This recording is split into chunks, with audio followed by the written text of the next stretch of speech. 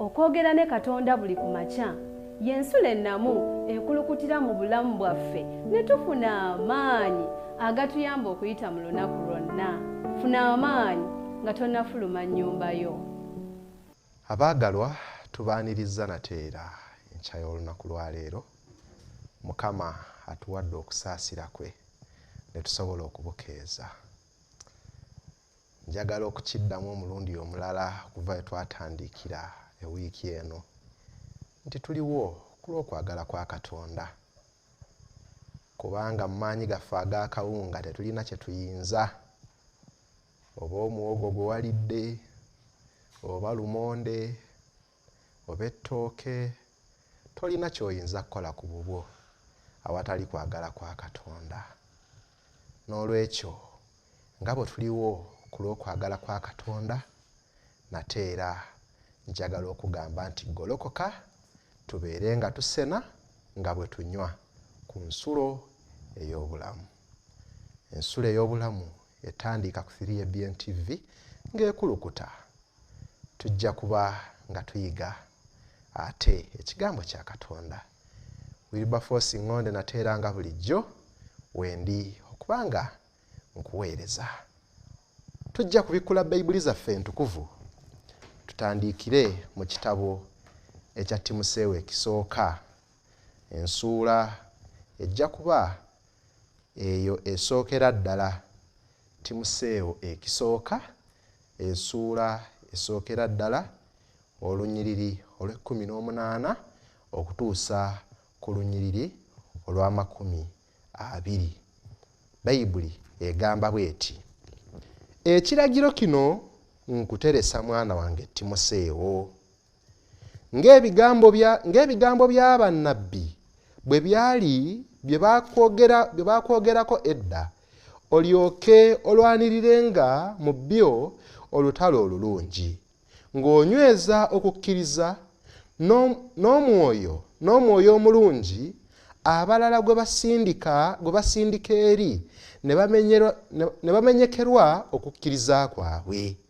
Mu abo ye Kumenaayo ne Alegezanda be nawa eri Setaani balyoke bayigirizibwe obutavumanga.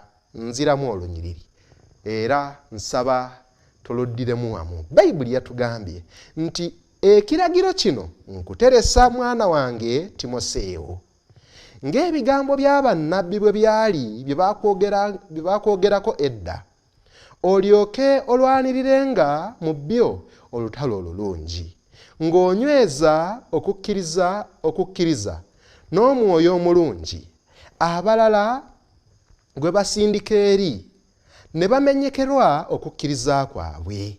Mu abo ye Kumenaayo ne Alegezanda be nawa eri Setaani balyoke bayigirizibwe obutavumanga. Mukwano gwange omwagalwa, awo ng'omanya tugenze ku nsonga nateera ezikwatagana n'okukkiriza. Nsonga nkulu. Yesu Kristo bwe yawandiikira okuyita mu muddu we Yokaana ekkanisa ey'e Sumuna, yabagamba ebigambo mu nsuula ey'okubiri eyakubikkulirwa olunyiriri olw'10, n'abagamba ebigambo ebyogerwa mu bumpimpi n'atemamu mu lunyiriri olwo n'agamba nti kati beeranga mwesigwa okutuusa okufa, nange ndikuwa engule ey'obulamu. Mukwano gwange, kitugwanidde okubeera abeesigwa, naye mu lugendo olw'okubeera abeesigwa tulina ekyetaago ekikozesebwa. Tugenda kubanga tukiraba enkya y'olunaku lwa leero okuyita mu kyokuyiga kyaffe, naye ate era tujja kubanga tukiraba mu ngeri ey'enjawulo okuyita mu luyimba namba 79. Okusaba kwaffe okwa leero kugenda kuyita mu luyimba olwo namba 79 nga kugamba nti mpa okukkiriza okunene okutaddirira. Mpa okukkiriza okunene. Kwe kusaba kwange kakubeere okusaba kwo nga tutenderezaamu Mukama. Amiina, amiina. Weewaawo oluyimba lubadde lutu nga tuli mu kusaba Katonda atuwa okukkiriza, naye ate okukkiriza atuwa okukkiriza okunene okutaddirira. Ng'omanya nti ensonga gye tugenda okwogerako olunaku olwaleero nsonga ya kukkiriza. era omutwe gwaffe ogw'okuyiga kwaffe okwa leero gugamba nti okugwa mu kukkiriza. Ebigambo biri bibiri byokka. Ekisooka kiyitibwa okugwa. Wali oguddeko omanyi bwe wagwa. Ekyokubiri mu kukkiriza. Bwe wagwa wali oguddeko ng'ogudde mu kukkiriza. Kale oba wagwa oba togwangako, ekyokuyiga kino kyange naawe. Tujja kuba nga tukubamu ekifaananyi ekimu mu bintu ebimu ebizze nga bigwa, oba ebintu ebimu ebizze nga bisaanawo, oba ebintu ebimu ebizze nga bibbira. Tujja kuba nga tuyigira ku mazzi. Nkimanyi mu mikwano gyaffe abalabi ba 3ABN TV mulimu abantu bangi nga bali ku mbalama z'ennyanja, abalala bali ku bizinga, n'abalala nga bavubi, ate abalala nga bakozesa entambula ey'oku mazzi. Mumanyi embeera bw'eri ey'obulabe ku mazzi. Mu mwaka 1912 omwezi gwali gwakuna, ennaku z'omwezi zaali 15. Abantu abanoonyereza ebintu bino muyinza okuba nga mubimanyi bye tugenda okwogerako olwaleero. Twogera ku kubbira okw'ekyombo oba eryato eryali eddene ennyo eryabbira mu guyanja mu mambuka ag'ennyanja ennene, ssemayanja eyitibwa Atlantiki. Abasinga obungi mugimanyi. Ennaku z'omwezi zaali 15, omwezi gwali gwakuna, omwaka gwali 1912. Awo nno abasinga obungi mu myaka tubatemyeko, naye tujja kuba nga tuyigira wamu. Kimanyikiddwa nti ekyombo kino kyali kitisse abantu abaali basoba mu 2,000. Era mu bantu bano abaali basoba mu 2,000, abantu abawerera ddala 1,500 be babbira era be baafiira mu kyombo ekyo. Ate ekyo tekyamala nti ekyombo kino ekyakireetera okubbira, batugamba nti omusajja eyali agoba ekyombo kino baali bamulabudde enfunda eziwera, naye ye yali tawulira. Byebimu ku bintu ebyogerwako, biri ebimu ku biteeberezebwa okuba nga bye byaleeta okubbira okw'ekyombo kino, nti yalabulwa emirundi mingi naye n'atakola ki, n'atawulira. Ne kiviirako abantu abawerera ddala 1500 okubbira mu mazzi. Mukwano gwange, ekyombo kino ekyogerwako, eryato lino eddene lyali nga terivugangako kusukka mu nnyanja yonna, era lyali ku lugendo lwalyo olusookera ddala, ekitegeeza nti lyali lyato eppya. Ekyombo ekipya ddala mu lugendo lwakyo olusooka ne kibbira wansi mu buziba bw'ennyanja. Naye ate ekyongo kiteese ku mabbali nga tumaze n'okulaba ensonga ku lwaki kyabbira, ne tubeera n'ekyombo ekyokubiri ate oluvannyuma lw'emyaka nga 10 mu mwaka gwa 2012, era emyaka tulina 10 wakati awo, okuva mu 1912 okutuusa ku 2012. Ekyombo ekirala ku nnyanja eya Tyrrhenian nakyo ne kibbira. Kiri ekyabbira mu kusooka kyali kiyitibwa Titanic. Era mikwano gyaffe abalaba endyusi muyinza okuba nga ekyombo ekyo, endyusi eyo mwagiraba ne mulabira ddala engeri ekyombo ekyo gye kyabbira. Olwaleero tetuli mu kulaba ekyo, naye olwaleero tuli mu kukiyigirako eby'omwoyo. Ekyombo ekyokubiri kyali kiyitibwa Costa Concordia. Costa Concordia kyabbira mu mwaka ogwa 2012, tubala emyaka 12 emabega. Ku byamu emyaka 12 emabega gyakusanga okola ki? Ennaku z'omwezi nga 13, omwezi gwali gwa luberyeberye, ekyombo kino Costa Concordia kyali kiri mu kubbira mu mazzi. Teeberezaamu olunaku olwo wali okola ki? Bwe kityo ekyombo ne kibbira mu mazzi. Kigambibwa nti ekyombo kino we kyali kiva ku lukalu ku nnyanja eno ya Tyrrhenian kyali kitisse obuzito bwa ttaani 11,405. Emitwalo 11,405 kyali kitisse, kyali kitiikidde ddala. Ate era kyali kitisse abantu 4,231. Era mu abo kwafiirako abantu abawerera ddala abantu 30, abalala ne bavaawo n'ebisago eby'enjawulo. Nsonga ki yaleetera ekyombo kino okubeera nga kyatuuka mu kuggwaawo mu ngeri eno. Kigambibwa nti ekyombo kino kyatomera olwazi olw'omu mazzi era bwe kityo ne kimaliriza nga kiri mu kubbira. Naye ekyaleetera ekyombo kino okutomera ku lwazi olwo era ne kibeera bika nga kyabika, omugoba waakyo bagamba nti yali talina bumalirivu bumala mu kuvuga ebyombo eby'engeri eno. Oba kati owulira otya okumanya ebyafaayo eby'engeri ng'eyo? Tebiyisa bulungi bulamu bwaffe,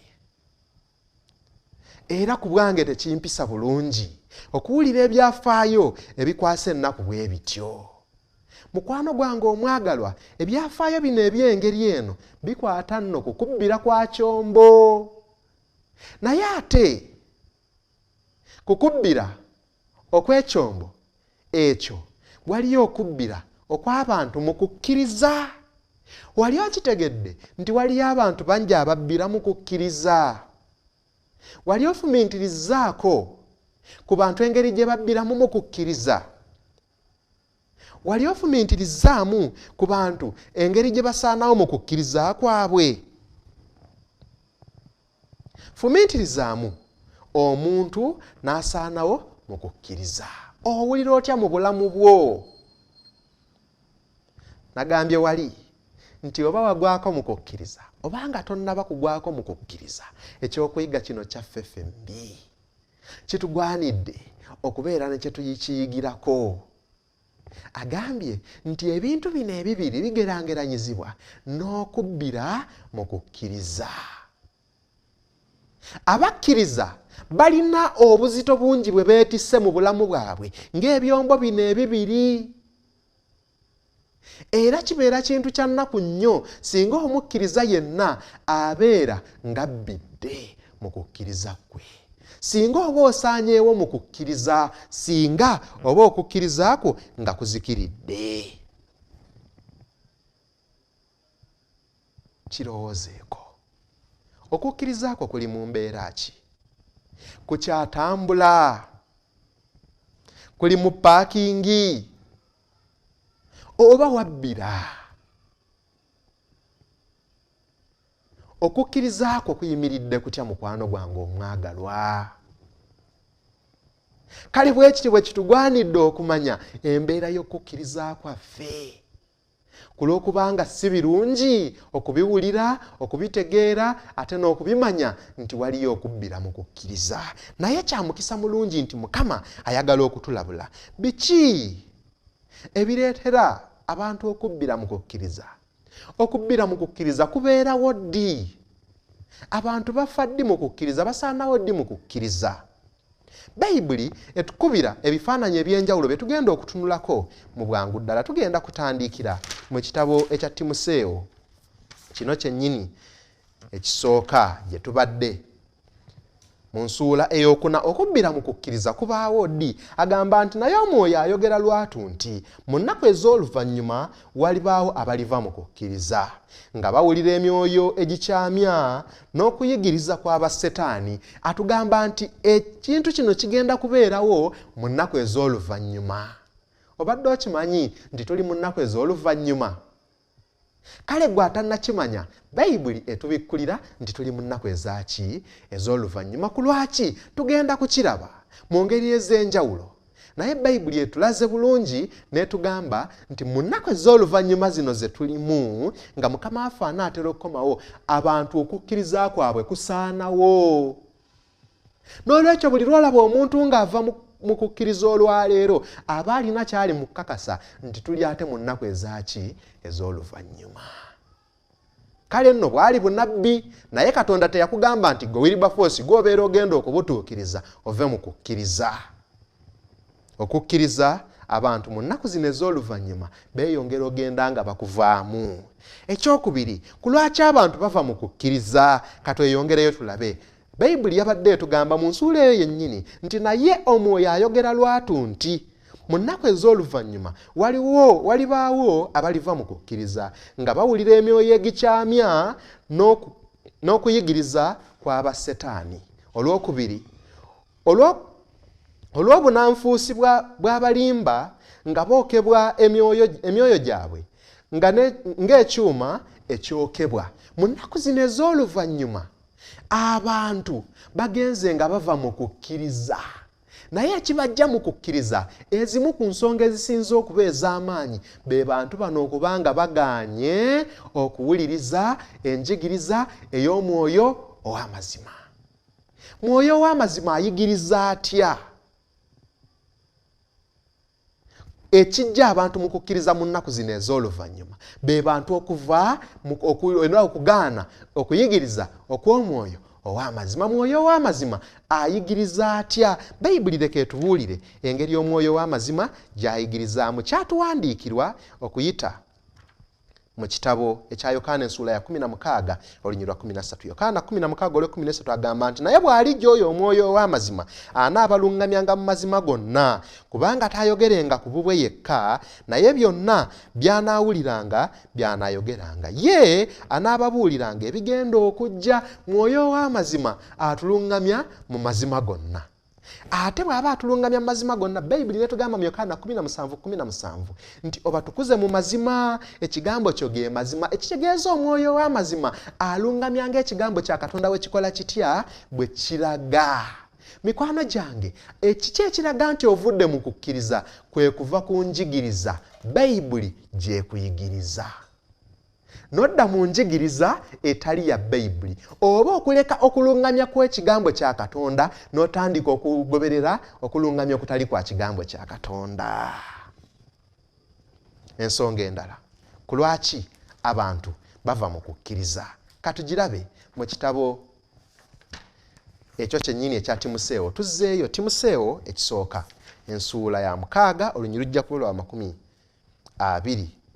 Timoseewo ekisooka ensuula ya 6 olunyiriri olwa 20 agamba nti ayi Timoseewo, kuumanga kyewateresebwa nga weewala ebigambo ebitaliimu ebitali bya Katonda n'okulwana kw'ebigambo ebyokwetegeera okuyitibwa bwe kutyo mu bulimba. Nziramu agamba nti ayi Timoseewo, kuumanga kyewateresebwa nga weewalanga ebigambo ebitaliimu ebitali bya Katonda n'okulwana kw'ebigambo ebyokutegeera okuyitibwa bwe kutyo mu bulimba. Mikwano gyange abaagalwa, mu kiseera kino kye tulimu waliwo ennyinyonnyola ez'ebyawandiikibwa ezitannyonnyolebwa ng'okulungamya kw'omwoyo omutukuvu bwe kuli era ng'enjigiriza ya Bayibuli bw'eri. Abantu bayita ebintu nti bya mazima nga bya bulimba. Ekyo kijje bangi mu kukkiriza. Oli n'avaayo n'agamba nti nze neetaaga kubatizibwa kwa mazima kwa mwoyo kwokka, seetaaga kubatizibwa kwa mazzi, so nga Kristo agamba nti omuntu bw'aba tabatizibwa mazzi na mwoyo taliyingira bwakabaka bwa mu ggulu. Mukwano gwange omwagalwa, oliyooko ku nnyinyonnyola ey'obulimba eyabyawandiikibwa gy'ofunyeeyo, eyo yegenda okujja mu kukkiriza. N'olwekyo kikugwanidde okufuna ennyinyonnyola entuufu ey'ebigambo bya Katonda. Ekyo kitugwanidde okukyerinda. Ekirala ekijja abantu mu kukkiriza, Timoseewo Pawulo ayongera okumulabula mu kitabo ekya Timoseewo ekyokubiri ensuula ey'okubiri olunyiriri olw'ekkumi. Timoseewo ekyokubiri 2 olw'ekkumi agamba nti kyenva ngumiikiriza byonna olw'abalonde, era nabo balyoke bafune obulokovu obuli mu Kristo Yesu wamu n'ekitiibwa ekitaggwaawo. Mikwano gyange abaagalwa, abantu bangi era bangi nnyo bagenze nga bava mu kukkiriza olw'ebyo bye baagala. Mikwano gyange, abantu balina okwagala okw'ensi kuyitirivu. Era olw'okwagala okw'ensi okwo okw'engeri eyo kwe balina okuyitirivu okwenkaniddeawo kubalemesezza okubeera nga bategeera ekigambo kya Katonda nga ekikola kitya, era olw'okwagala ensi okwo nakwo kubajje mu kukkiriza. Ate bwe tuddayo gye twatandiikidde mu Timoseewo ekisooka, alina n'ensonga endala ze yatuwadde, era mu nsonga ezo mwe tugenda okuba nga twetegereza tulabe. Timoseewo ekisooka twasomye mu nsuula esooka olunywa olw'18 n'olw'19 tugenda soma olw'19 n'olw'20 tulabe ebireetera abantu okugwa mu kukkiriza. Agamba nti ng'onyweza okukkiriza n'omwoyo omulungi abalala gwe basindika eri ne bamenyekerwa okukkiriza kwabwe. Waliyo n'abalala ng'olw'okugaana okulungamya kw'omwoyo bamenyekerwa okukkiriza kwabwe. Mwoyo n'amulungamya akole ekituufu n'amaliriza nga mu ssinzizo gy'agenze amaliriza ali mu kubbibwa. Abalala bakubibwa, abalala bendera omwo n'ebirala ebiri ng'ebyo. Mikwano gyange, Mukama atuyita olwaleero tusobole okwerinda ebintu eby'engeri ng'eyo. Kati tusobola tutya okubeera nga twekuuma obutagwa mu kukkiriza. Katukirabe mu bwangu ddala. Tuzzeeyo mu Timoseewo ensuula ey'omukaaga olunyiriri lwa 6. Timoseewo ensuula ya 6 olunyiriri olw'omukaaga. Weekuuma otya obutagwa mu kukkiriza? Bayibuli egamba nti naye okutya Katonda wamu n'obutayaayaananga ge magoba amangi. Naye okutya Katonda wamu n'obutayaayaananga ge magoba amangi. Bangi batulaze wali nti bavudde mu kukkiriza olw'okwagala ensi. Kiki ekibaleetera okwagala ensi? Tebalina kumatira. Mikwano gyange, tulina amagoba mu kumatira, ng'okumatira kwaffe kuva mu Katonda. Omuzungu akiyita contentment or satisfaction. Olina okubeera n'okumatira. Ekyo okumatira kwe kugenda okunywekeza mu kukkiriza. Bw'atannaba kufuna kumatira okwo, okukkiriza kwo kugenda kubeera mu lusuubo. Njagala weerinde okukkiriza era obutabbira era nga bwe batulaze ebyombe eby'engeri eyo. Timoseewo ekisooka ensuula esooka olunyiriri lujja kuba lwa 5. Timoseewo ekisooka ensuula esooka olw'okutaano agamba nti naye enkomerero y'ekiragiro kwe kwagala okuva mu mutima omulongoofu n'omwoyo omulungi n'okukkiriza okutalina bukuusa. Mikwano gyange abaagalwa, twetaaga okukkiriza okw'amazima. G'owamiisinga ekyokuyiga ekyo ekyokukkiriza okw'amazima twakiyigako ku Sande. Nsaba oddeyo ku mutimbagano gwaffe ku YouTube ku Avento Productions ojja kulaba ekyokuyiga ekyo bwe twakiyiga okukkiriza okw'amazima. Mukama akuwa omukisa ng'okisinkana osobole okufuna okukkiriza okwo okw'amazima okutalinawe kwesigamira kwonna bw'onoosobola okwewala okugwa mu kukkiriza kwo. Engeri endala gye twewala okugwa mu kukkiriza akituwa mu kitabo kya Tito ensuula ya 2 olunyiriri lwa 12. Tito ensuula 2 olunyiriri lwa 12. Bayibuli egamba nti nga kitubuulirirwa okugaananga obutatya Katonda n'okwegombanga okw'omu nsi tulyoke tubeerenga abalamu mu mirembe egya kaakano mu kwegendereza n'obutuukirivu n'okutya Katonda. Mikwano gyange, emirembe gya kaakano tugibeeramu mu kukkiriza, naye okukkiriza okwo tukukuuma tutya? Tulina okwewala emikwano egitali gya bwa Katonda. Tulina okwewala okwagala ensi. Abantu bangi bagudde olw'okubeera n'emikwano egitayagala Katonda, emikwano egyagala ensi, ate nga nabo ensi bagyagala. Kwe kumaliriza ng'okukkiriza kwabwe kuzikiridde. Kebera mu lukalala olw'emikwano gyo, bakusembezeewo Katonda oba bakwongerayo okuva mu maaso ga Katonda. Ekyo kya bulabe bwabeera nga bakujja mu maaso ga Katonda. Kale katumalirize Timoseewo ekyokubiri ensuula esooka olunyiriri 13. Timoseewo ekyokubiri ensuula esooka olunyiriri olw'13. Bayibuli etugamba nti naye abantu ababi n'abeetulinkiriza balyeyongera okuyitirira mu bubi nga babimba era nga balimbibwa. Mikwano gyange, weewale ebikolwa ebibi. W'obanga oyagala okukuuma okukkiriza kwo, kwata enjigiriza ey'amazima etali ya bulimba. Ebyokubeerawo musimanyi omushumba wange, ate shimanyi nnabbi wange. Wulira ekyawandiikibwa bwe kigamba nti naye abantu ababi n'abeetulinkirira balyeyongera okuyitirira mu bubi nga balimba era nga balimbibwa.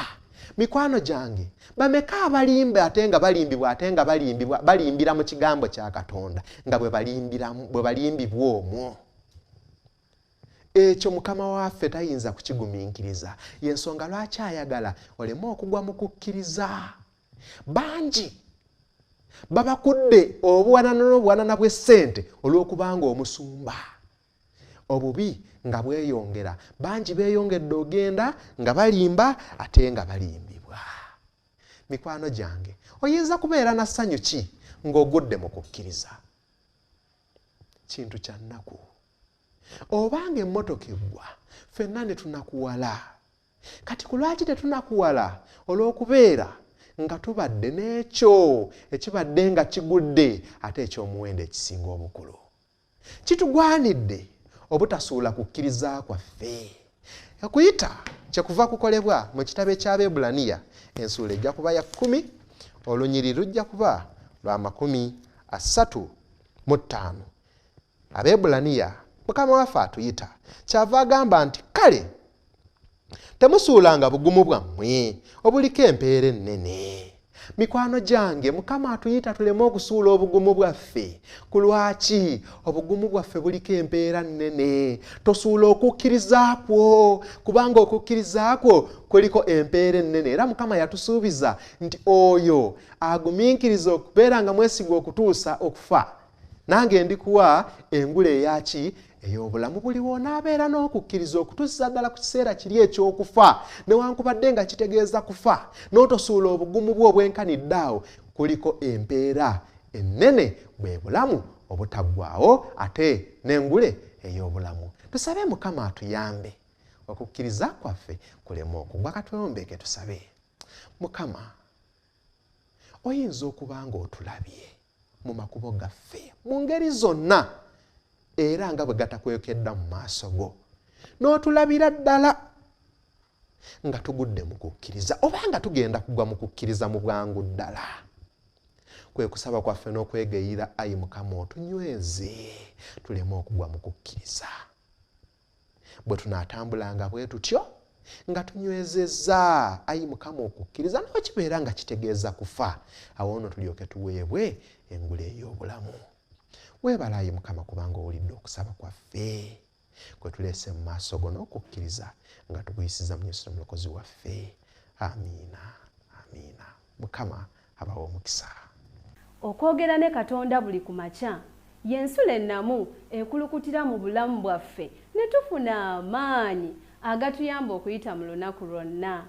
Funa amaanyi nga tonnafuluma nnyumba yo.